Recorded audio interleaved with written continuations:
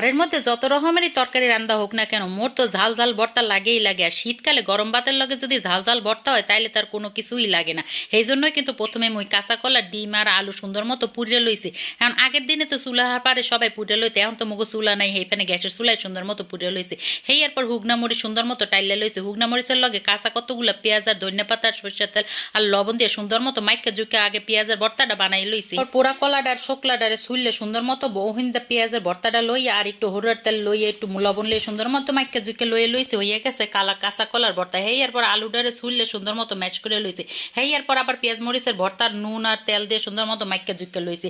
হেই এরপর আবার দুইটা আন্ডা সুন্দর মতো ছুললে লইছে। হেই এর লগে আবার পেঁয়াজ মরিচের ভর্তার লগে নুন আর হরুর তেল দিয়ে সুন্দর মতো মাইকা জুকে লইয়ে লইছে। এখন শুধু গরম ভাতের পাতে লোমো আর কামো। সকালবেলা গরম গরম ভাতের লগে যদি এইরকম শীতকালে ভর্তা হয় তাহলে তো আর কোনো কথাই নেই। যখনই মরিচটারে মুই লবণ দিয়ে ডললে ভাতের লগে মাইকা যখন ময়ে দিছি তখনই মনে হয়েছে